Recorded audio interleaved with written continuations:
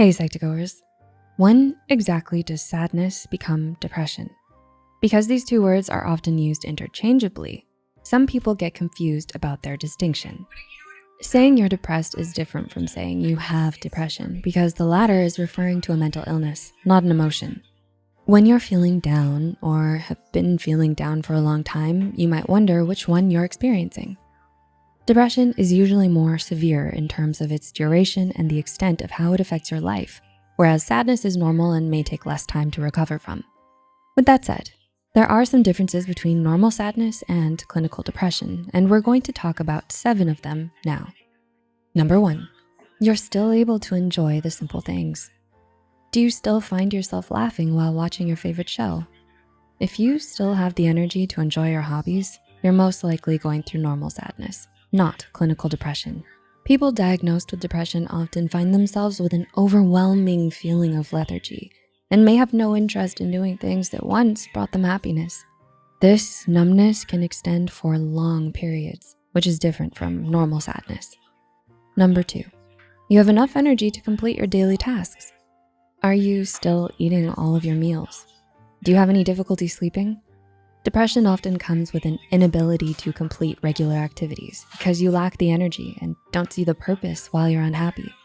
Even simple things like going to the bathroom can seem tiring to you. Depressed people often stay in their beds, losing track of time with a feeling of numbness. A sad person may be more silent and inactive than usual, but once the needs arise, they eat, use the bathroom, and take care of themselves. Number 3, you still talk to your friends and loved ones. Do you open up to your friends or rant or cry about what's been going on? People with depression may be unable to perform these acts, as depression can stem from nothing at all. A person may live a completely normal life and suddenly find themselves experiencing sudden feelings of numbness and hopelessness. Because of that, some people choose not to open up at all, which may prevent them from reaching out for help because they may feel that they're not worth the effort. This is different from normal sadness because you still welcome your relationships. When you're sad, you may want to take a break and isolate yourself for a little while, but eventually you usually get back to socializing. Number 4, your self-esteem is not permanently affected. It's normal for sad people to have negative feelings about themselves and the things that are troubling them. Emotions such as remorse, regret, and hopelessness are common when you've experienced an unfortunate event, but they tend to fade over time, especially when you know the root of the problem and are working on it. This differs from depressed people who are caught in a continuous loop of negativity, which can extend to thoughts and acts of self-harm or even suicide. Being able to recover from a bad experience is a good indicator of your mental health.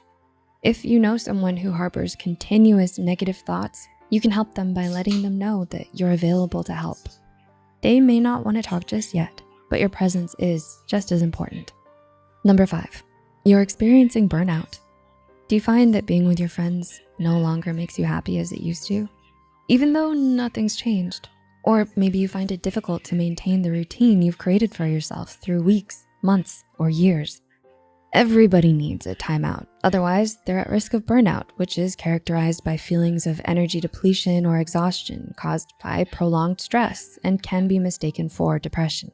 With burnout, you may find yourself unable to complete your tasks due to increased mental distance from them, or no energy because you're unable to cope with the stress you've been enduring for a long time.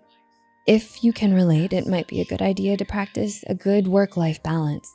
Try to give time to every aspect of your life to avoid burnout.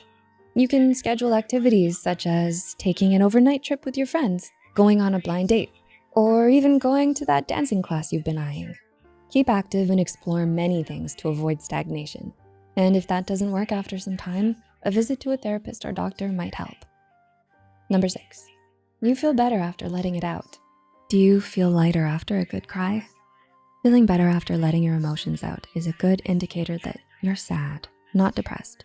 Because clinically depressed people often don't see the point in opening up about what they're experiencing and tend to see themselves as worthless and undeserving of attention. Because of this, their relationships, friendships, and careers could be at risk. According to Talklit, talking about your feelings is important because it helps you process your emotions, develop emotional awareness, and clear your mind. So it's better to let your emotions out than to keep them in. That's why it's really helpful to be surrounded by trustworthy and understanding friends. And number 7, time heals you. After a few weeks or even months, do you still find yourself experiencing the same situation, or are you slowly forgetting about it? Being able to bounce back is an indicator that what you were experiencing is normal sadness, not depression. Depression is much more severe in terms of the extent of the symptoms and of how these symptoms impair the person's life. And doctors will look for symptoms that last at least 2 weeks as possible signs of depression. It can last for months or years and is more difficult to recover from than normal sadness. So whenever you're sad, take your time to acknowledge your sadness, try to find healthy coping mechanisms, and surround yourself with loving and supportive friends and family. Can you relate to any of these points? Please share your replies in the comments below. As always, the references and studies used are in the description. Until next time, friends, take care, and thanks for watching.